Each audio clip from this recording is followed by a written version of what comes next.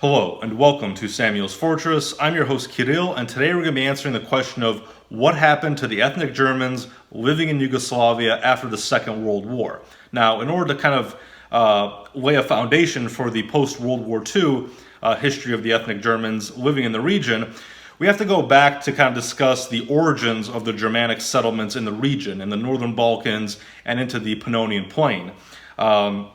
If we kind of leave aside some of the more early Germanic presence in the region, whether it's the Gothic raids into the Balkans of late antiquity, or some of the kind of more minor settlements of German merchants and traders that occurs in the Middle Ages throughout the Kingdom of Hungary and so forth, we will see that the kind of more large-scale major settlements of Germans into the region really starts beginning in the kind of late 17th, early 18th century, primarily in the 18th century. What occurs during that time period is that the Ottoman advance into kind of the heart of Europe is halted at the Battle of Vienna in the late 17th century. And from that point forward, we see that the Austrians begin kind of turning the tide as far as who controls Central Europe and the Balkans, and the Austrians start pushing the Ottomans kind of further back towards Istanbul, out of Central Europe, out of the Pannonian Plain. This will kind of culminate with the Austro-Turkish War of 1716 to 1718, where we will see a decisive victory by the Habsburgs over the Ottomans, where the Ottomans will be kind of pushed out of the Pannonian Plain for good from this point forward. And with the Treaty of Passarowitz that ends that Austro-Turkish War, we will see that the Habsburgs will gain control of the region, which we commonly refer to as the Banat. The Banat is kind of the region of the Pannonian Plain, kind of the eastern regions of it, where the modern-day countries of Serbia, Hungary, and Romania meet.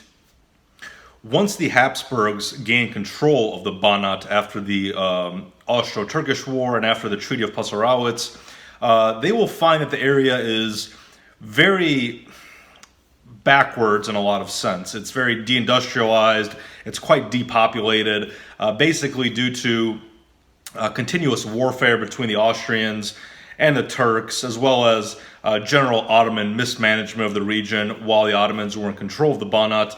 The area is, like I said, very underdeveloped, depopulated, and so forth. So what the Habsburgs will do in the subsequent years is they will repopulate this region with ethnic Germans from Germany in order to kind of revitalize this area and to industrialize it and so forth. What we will see is a lot of Germans from southern and southwestern Germany, such as Swabians, the Bavarians, other Germanic subgroups, will begin settling the Banat. Essentially what they do is a lot of these southern Germans who kind of have access to the Danube River will get on these barges, essentially, and float down the Danube River to Vienna.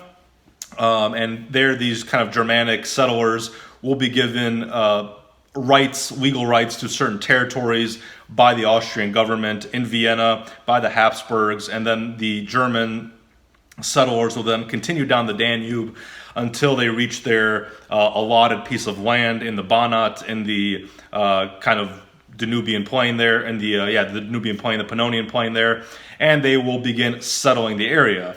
Now, like I said, this area is quite desolate. There's not much there. The Pannonian Plain is kind of famously devoid of any real timber or resources of that nature. So a lot of the German settlers will actually take apart their barges that they floated down the Danube on and use that timber, that wood, to construct their houses and so forth. And once the Germans kind of arrive in the region, over the years, they will really kind of tame the land. They will develop it, and through agriculture, through industrialization, they will really transform the region in a beneficial sense. For example, by the 19th century, we will see cities such as Timișoara and today's Romania becoming very advanced cities. Timișoara is actually kind of an important city to the to the Danube Swabians. They call it Temesburg, but currently it's the city of Timișoara in Romania. And Temesburg is actually depicted on the unofficial coat of arms of the Danube Swabians. So that was kind of one of their major cities there, and these Germans will transform the area. Like I said, Timișoara will be the first city in Europe to have electric street lamps, and we will see kind of, like I said, kind of German innovation, German industrial, the industrial character of the German people really transformed this region. I don't know if any Romanians will dispute that claim, if there's any debate as to whether it was the Romanians as opposed to the ethnic Germans that kind of developed Timișoara during the kind of 19th century. But I know I have Romanian viewers, so if you guys have any input on that, please feel free to let me know in the comments section. But in my mind, the German settlement of the Banat region is very similar to the kind of American pioneers who settled the western frontier. You have these kind of industrious Germanic people tame a rugged territory and develop it, again, with agriculture, with industry, into an advanced region.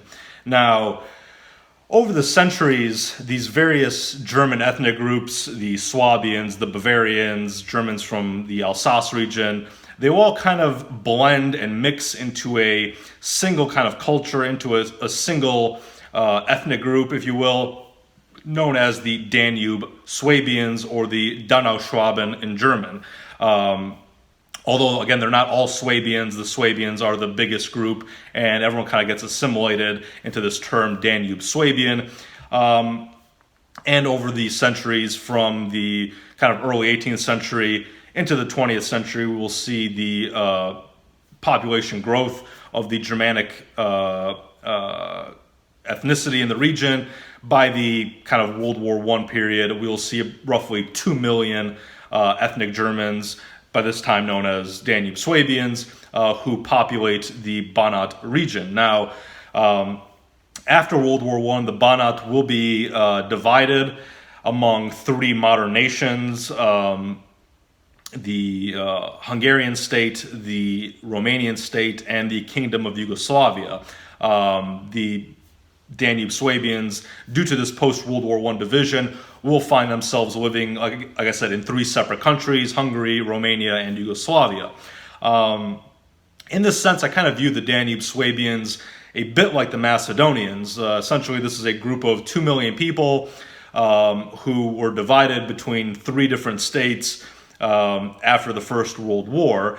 Also, the Danube Swabians are kind of unique in the sense that they kind of develop their own unique kind of ethnic identity, a national subgroup, if you will, separate from the German identity, due to the historical circumstances that the Danube Swabians found themselves in over the centuries. In this sense, I also view a similarity with the Macedonians, who, again, after a lot of historical processes, which we've discussed in the past, kind of separate from the larger Bulgarian nation, form a kind of unique ethnic group in the region. So in that sense, I kind of view the Danube Swabians similarly to the Macedono-Bulgarians, and I do have a large admiration for the Danube Swabians, not just because of the kind of historical similarities between them and the Macedono-Bulgarians, but also due to their, as an American, I kind of admire them due to their kind of history as these industrious pioneers,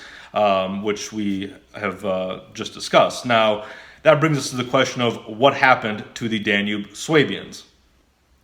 As I was growing up, even though I was very interested in Balkan history, specifically Macedonian history, I never really knew about any ethnic Germans living in the region. I certainly didn't know about large-scale German settlements in the Balkans, specifically in the Serbian region of Vojvodina. In my mind, Vojvodina was always kind of a area where there was Serbs and Hungarians. I kind of knew the kind of Hungarian element of that region, but I was never really aware of any like most people, I should say, of any large-scale German settlement in the region. However, when I was in high school, a lady by the name of Catherine Flotz visited my high school to tell students about the Danube Swabians. She was a Danube Swabian herself. She was born in the 1930s in the region of Vojvodina in Yugoslavia at the time, the Kingdom of Yugoslavia, and was, like I said, of Donauschwaben or Danube Swabian origin. Basically, back when I was in high school, like I said, this was 12, 13 years ago, when I was a senior in high school, Catherine Flotz was kind of going around, traveling around the Chicago area where I grew up, and telling students of her story, of her family's story, of being ethnically cleansed from the region by the Yugoslav government, by the communist Yugoslavs after the Second World War. And she gave us copies of a book she had written, her memoirs, entitled A Pebble in My Shoe, in which she kind of depressingly documented her life as a young girl in the region, and how, like I said, her family was expelled due to the fact that they were ethnic Germans. And her book, like I said, documents the imprisonment, torture, rape of the Germans at the hands of the Yugoslav government. After the war, basically what was occurring here, to put this in a little bit of context, is that Tito, the communist leader of post-war Yugoslavia, along with the Soviet Union, had declared all ethnic Germans really as enemies of the state. This included the Swabians in Yugoslavia, which led to them being treated in a very hostile manner and ultimately being ethnically cleansed from a lot of areas outside the post-war borders of Germany. Within Yugoslavia itself, Tito ethnically cleansed roughly 500,000 ethnic Germans or Danube Swabians, mostly in the region of Vojvodina. About 50,000 to 100,000 of those ethnic Germans would die in Yugoslav death camps, mostly starved to death and dying of disease and so forth. The Swabians, the Danube Swabians, were also ethnically cleansed from Romania, Hungary, by the Soviets. Many of them were sent to Siberian gulags, to labor camps within the Soviet Union. And this is kind of ultimately a part of the greater genocide against the ethnic German people that occurred after the Second World War. Roughly 15 million Germans were ethnically cleansed from various parts of Europe after the war, with around 2 million being estimated murdered or killed, mostly by communist forces, whether they be Yugoslav or Soviet. Now, Catherine Flotz, the lady who I met years ago, I'm not sure if she's still alive today, to be honest. She was quite elderly at the time. She, like I said, was born in the 1930s, but as a young girl, she had survived the Yugoslav death camp or concentration camp, however you want to call it, at Gakovo in Vojvodina. Eventually, her family would survive the death camp, make their way out of Yugoslavia, and eventually settle in the Chicago area, which became a big hub for Danube Swabian refugees after the Second World War. Now, interestingly enough, Flotz mentioned that her village, which I can't remember the name of, in Vojvodina, where her family was from, after the Germans were expelled from the village, Tito repopulated the village with Macedonians. I was a bit curious about this after she had mentioned it, so at the time I kind of looked into it, and it appears from kind of what I remember that Tito settled, at least temporarily, Macedonian refugees from Aegean Macedonia who had fled the Greek Civil War in these kind of abandoned German villages in Vojvodina. I think this was temporary, and then the Macedonians were moved out later on. I don't really know too much about that. If any of you guys have any more information about what happened to these Macedonians who were relocated to Vojvodina after the Greek Civil War, please let me know. But that is kind of Flotz's story as she told it to me. Now, even though I very much enjoyed reading Catherine Flotz's book, A Pebble in My Shoe, back when I was in high school, and learning about not only the Danube Swabians and their history, but the genocide that they suffered at the hands of the Yugoslav regime. Somewhere over the years, I have misplaced and lost her book, unfortunately. However, within the past couple months, I came across another book, which is very similar, called Krushevlje, by a lady named Teresa Hersha, who actually has a very similar story to Catherine Floats. Teresa Hersha was also a young girl living in Vojvodina of Danube Swabian origin, whose family was put through a Yugoslav death camp and managed to escape and make their way to Chicago as refugees. If my memory serves me correctly, I believe Catherine Floats was imprisoned at the camp in Gakovo, where here Teresa Hersha describes her experience at the camp at Krushevlje.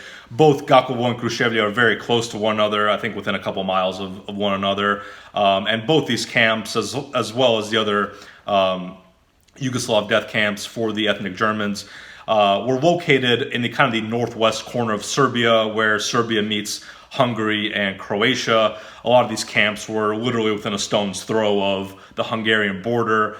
So that's kind of where a lot of these camps were centered and located. Like I said, I think Floats was in Gakovo, but I'm not 100% sure, but definitely Hersha obviously was in Krushevlje.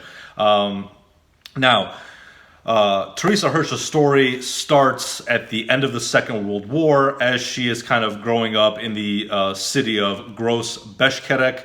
That's the German name for the city now. It is the modern Serbian city of Zrenjanin in Vojvodina.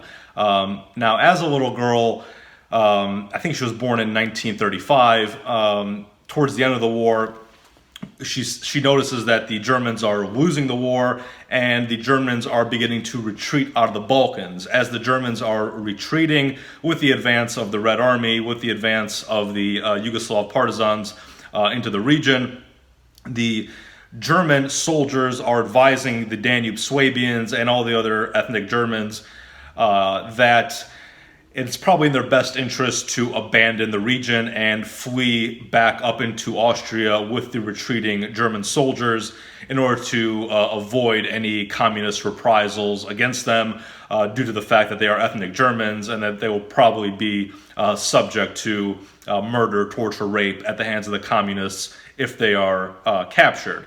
Here, Teresa will kind of describe the tough decision that her family had to make, whether or not they should leave the region or whether they should stay.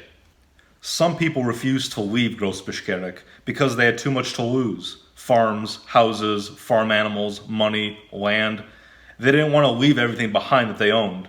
They were stubborn and stayed. Many thought that the Serbian communists wouldn't bother them, since they had never displayed a picture of Hitler in their homes, the Hakenkreuz flag, never went to any political meetings, didn't belong to any political party, let alone wear the swastika emblem fastened to their collars. But they were wrong. All Yugoslav partisans at Gross Beškerek knew who they were, so they were captured by Yugoslav partisan guerrillas and sent into concentration camps like Rudolfsgrad, Sekic, Krushevlje, Jarik, Gakovo, and many others that I cannot remember. After the war was over, I heard that some of them were sold as slaves to rich communists and military officials to work in farms that were taken away from German Yugoslavians by the partisan Communist Party. Properties were taken away from hard-working German Yugoslav families who inherited the land from their ancestors and were given to big shots as well as poor members of the Serbian party for cheap rent. They all wanted German Yugoslavian people out of Yugoslavia or dead. Now, eventually, Hersha and her family will take the advice of the German soldiers and flee the region, going up into Austria, where they will wait until the war ends and they can return back to their homes. Now, while they are in Austria for the duration of the war, as Germans start coming up from Vojvodina, they bring news of what is occurring in the region as it begins to be taken over by Serbian communists, by partisan soldiers, and so forth. And here, Hersha writes, quote, "Every time we heard a train coming from Gross Beškerek, the five of us would walk to the train station to see if we could find out anything about my grandfather. After the second or third time of doing this, my mother and grandmother started asking people getting off the train if anybody was from our city. Finally, a man asked us what we were inquiring about, and he told us, quote, "Don't think about going back there right now. Wait until our army returns. Right now it is very dangerous. The Yugoslav partisans are searching for us. They have been killing many good people." Hersha goes on to write, quote, "Many times they only ask you if you are German or German descendant. If the answer is affirmative, they will kill you in an instant, regardless of sex or age, including infants. There are groups of men and women that belong to the partisan party who are thirsty for blood. I saw them yesterday surrounding a city from block to block, capturing boys, girls, pregnant women, beating them up until they bled, then taking them naked across the street to be shot in the head." Now, after the war ends, Hersha and her family receive information in Austria that the situation in Vojvodina after the war has pretty much kind of stabilized and gone back to normal. Based on this information, like I said, Hersha and her family decide to go back to their homes in Vojvodina to kind of resume their life after the war. Tragically for Hersha, this information couldn't be further from the truth. To our surprise, as soon as we got off the train in Subotica, communist Yugoslav partisans ordered all the passengers aboard our train to get off and make groups according to nationalities. Germans in one group, Hungarians, Croatians, Jews, Gypsies, and many other nationalities that I can't remember into other groups. Just before they transferred us to another train, they began to search everyone and their belongings. From the moment we had left Gross-Bishkek, my grandmother had been carrying with her 8 dress suits and several pairs of shoes and many other personal things that belonged to her son Ernst, who had enlisted in the German army. Before they searched us, she started to give them away to any man that she thought might fit into them, afraid that the soldiers would take them away from her. She was saving those items for Ernst to return home from the war, but would rather give them away than have the Serbian communists take them from her. When it was our turn to get searched, they took some of our clothes away and let us keep only the ones they decided we would need to where we were going. Naturally, we also grabbed many of our valuables as we were allowed. Uncle Philip was taken away from us. We later found out that he and his family were taken to the concentration camp called Gakovo in Yugoslavia. All I can remember about his children is their names, Walter and Greta. I remember Greta was a baby girl since she was the same age as my sister Gertrude. Greta died of malnutrition in the Gakovo concentration camp in January of 1946.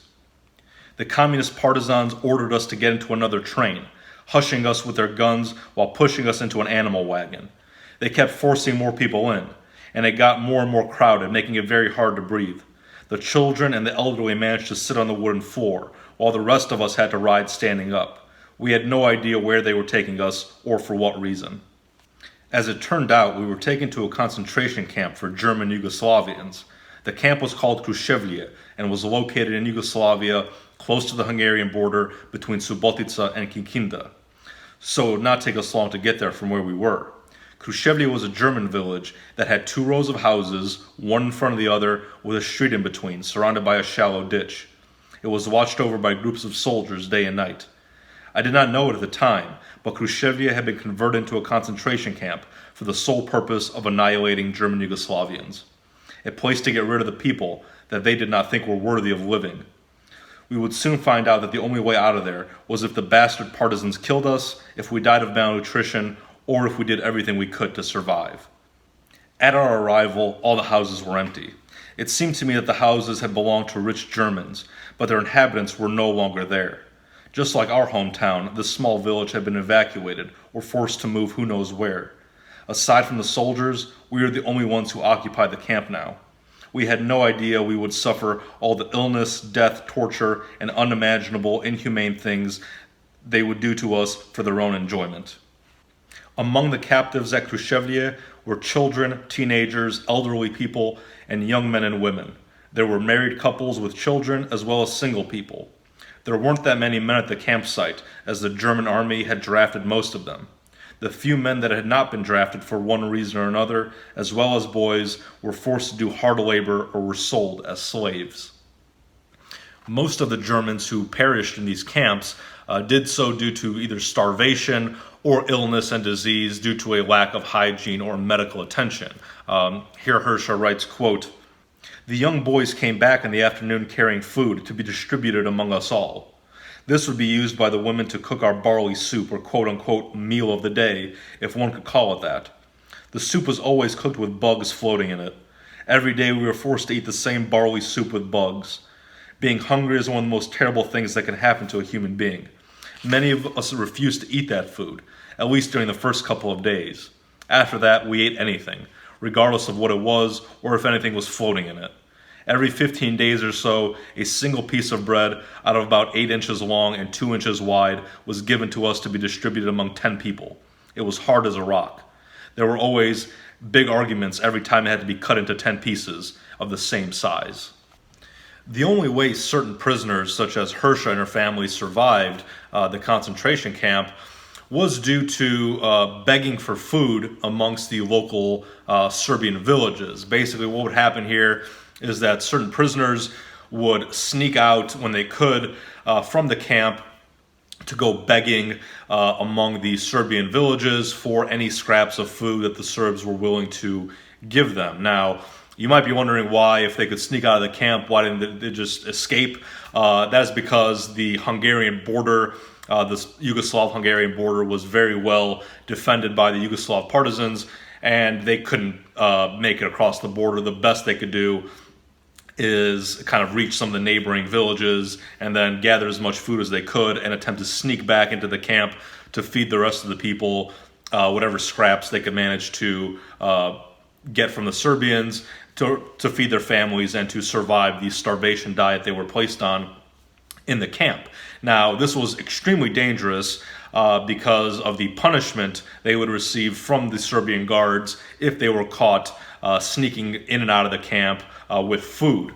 Now, there's some graphic details in Hersha's book as to incidents of the Serbians catching the prisoners who come back from begging for food. There was one chapter in the book where she details, Teresa Hersha details, as a young girl, she went out begging with an older girl, a young woman. She was about 24 at the time. This other girl she was with, they went out begging in these Serbian villages, and on the way back in, they were caught by the Serbian guards.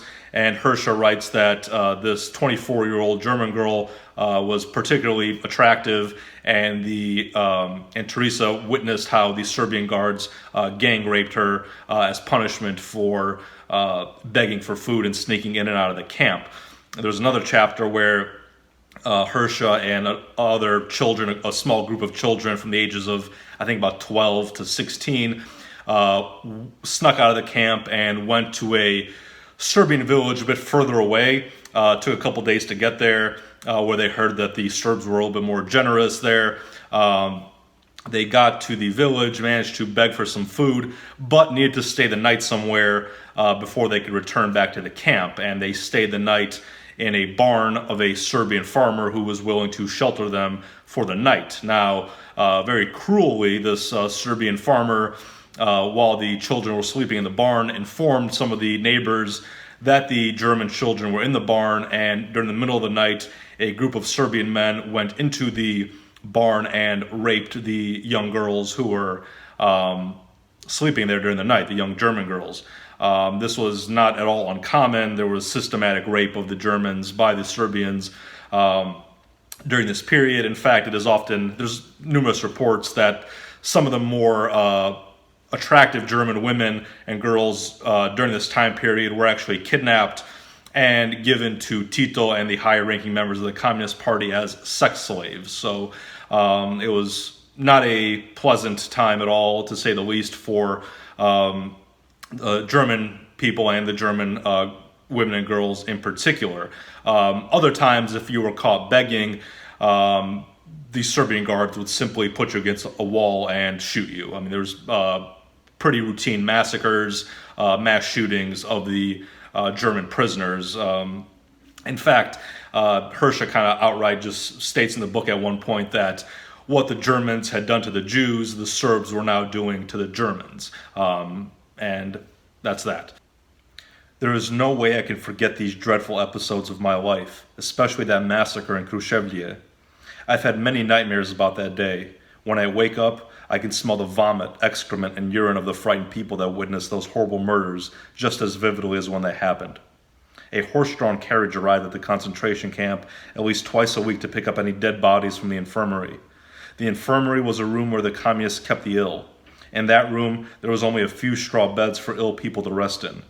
No one knew if the pigs ever really took care of the sick people, gave them any medicine, or if a doctor or nurse saw them or took care of them. If any of the people in the infirmary died, the pigs ordered a few of the captives to pile the dead bodies onto a horse-drawn carriage and made them go dig a hole in the cemetery to bury the dead in a common resting place. On the day after the killing, the carriage would have to take the slaughtered bodies in addition to ones from the infirmary. The Serbians pointed at some women and boys to lift the corpses and piled them one over the other into the cart. As the carriage made its way over to the cemetery, some more people were told to follow along. Once they had gone to the cemetery, the people were ordered to make a common hole in the frosted soil to bury the dead bodies in the same place. Now, in the winter of 1947, an opportunity will arise that will allow Hersha and her family, along with some other German prisoners in the death camp, to escape to Hungary. And here I will quote from Hersha herself. She writes, quote, "In the middle of January of 1947, the field was covered with snow as far as the eye could see. That was the crudest winter of my life. I will never forget it. It didn't help that our clothes, or should I say rags, were barely enough to keep the wind from freezing us to death. My mother heard that we could buy our freedom by paying some willing guards to lead us from Yugoslavia to Hungary. It was a matter of life or death. Our only options were to buy our freedom or take our chances at Yugoslavia and possibly starve to death. This is why my mother decided to take the risk by using my gold ring, earrings, and ruby chain that I had managed to smuggle into the camp in exchange for our freedom. She knew that it could be a trap, but it was a chance she decided to take in the hopes of getting us out of here once and for all. The guards were only asking for some type of payment in return and didn't seem to care how much they were paid or with what. The bastards knew that we didn't have much left because they had taken most of our belongings from us. They also knew that there were some precious belongings we all had managed to hide from them. This time, they were not stealing our jewelry. They were allowing us to use it to pay for our freedom. Those guards would guide our way, but they would not be able to help those who could not make it all the way through. We had to be sure to follow them no matter what, because if we stayed behind for any reason whatsoever, we would be on our own. We could freeze to death and no one would be there to help the weak. The word had spread that every person who wanted to go had to be at the edge of the camp before daybreak. That would be our departure point to freedom. Most of the prisoners gathered there, nervous, quiet, waiting and waiting, afraid of the soldiers, but they said nothing to us. They let us run off with no problem. My mother gave one of the guards my jewels and waited. It was a tense moment. We knew there could be a trap from those bastards to kill us all, but at the same time, it could be a reality. Maybe the only opportunity we get to reunite with our father, with Uncle Philip, Magda, Teresa, and Uncle Ernst. The Hersha family was almost destroyed. There was not many of us left alive since World War I. It was not that our men liked to go fight wars. They went to war because they had to, because our rulers made us go. Most of our people from the camps met at the departure point. It was an opportunity no one dared to let go. Freedom or death. I would estimate that at least 3/4 of the population that had been held captive had died of hunger, from torture, or had been murdered by the communist Serbian guards. We had seen our own people vanished or murdered one after another for almost 2 years. Almost every day we would see the funeral carriage waiting in front of the infirmary. Our deceased were just thrown one over the other without any respect, followed by German Yugoslavians with shovels. Even though we saw new people brought from other concentration camps on a daily basis, there were not many of us left. Until now, Yugoslavia had been the last stop for all German Yugoslavians. Finally, we reached the border of Hungary and got to a village called Hegi Shalom, if my recollection is right. It seemed to me that we had been walking for several hours. I really had no idea of the lapse of time. All I remember is that it was more frigid than ever. It was a big relief for us when we saw people waiting for us at the border, telling us to get into a barn. The barn was cold too, but at least it blocked the wind and felt warmer than the outside weather to our nearly hypothermic bodies. I don't know who those farmers were or who told them that we would be there, but they had everything prepared for us. I imagine they lived around there. They were so considerate to us and gave us food. I will never forget that delicious, reviving hot soup that they gave us. It seemed that we'd never had enough to eat. We were very hungry, and all the food tasted delicious to us on that Arctic winter day. At nightfall, we all went to sleep on the straw, covering our bodies with it. We were so exhausted that we woke up late the next morning, hungry again, weak from fatigue and cold, astonished to see that the farmers' wives were carrying big coffee pots with hot coffee and bread for all of us. They gave us clothes to change into, and we disposed of our rags. After 3 days of having plenty of food and being taken care of, we were on our own again with no place to go. One day, a Hungarian man from the train station came and told us that we would have to wait until they could smuggle us into Austria, because none of us had a country to claim us. From one moment to the next, people started calling us stateless. We didn't have a nationality or passport or permit to be in Hungary. Austria would take us as refugees or something. The news surprised us. We just couldn't believe it. So as we can see here, the German survivors, the Danube Swabian survivors of the Yugoslav death camps, such as Catherine Floats and Teresa Hirscha, will eventually, under refugee or asylum seeker status, make their way to Western countries, and eventually a lot of them, such as Hirscha and Floats, will make their way to Chicago, which ends up being kind of a major hub for a lot of these Danube Swabians after the war, as far as the ones who actually managed to get out of the camps alive. Now, they didn't just come to Chicago. A lot of them scattered all over the world. They ended up in various different countries, as they were kind of systematically, as we saw, genocide and ethnically cleansed from their ancestral homelands in the Banat region, in Vojvodina, and so forth. Now, the reason why I wanted to make this video is not just to preserve the memory of the Danube Swabians and their genocide at the hands of the Yugoslav regime, an event that is not very well known at all in history, but to kind of open the book and to begin discussing a lot of the atrocities that were committed against various ethnic groups in Yugoslavia by Tito, by his Yugoslav partisans after the war. We've discussed in the past, and will continue to discuss in the future, the fate of the Bulgarians in Macedonia, who were eliminated from Macedonia, a place where they had been for a millennium, by the Tito regime, by the communist Yugoslavs. But like we see here in this video, it's not just the Macedonian Bulgarians, the Danube Swabians, or the ethnic Germans will also be ethnically cleansed from Yugoslavia, obviously in a much more brutal fashion that targeted not just kind of political actors, but also civilians in general, women, children, just anyone who was ethnically German, a much more brutal type of ethnic cleansing than the kind of more targeted, focused ethnic cleansing of the Macedonian Bulgarians in Macedonia. But in the future, we will also be discussing other atrocities committed by the Yugoslav partisans after the war. For example, in the near future, we will be discussing a book entitled Slovenia 1945, where we will discuss the brutality directed at the Slovenian population after the war, particularly its more conservative or Catholic elements. So with that, I want to thank you very much for watching this video. I hope you all enjoyed it, and I will see you next time.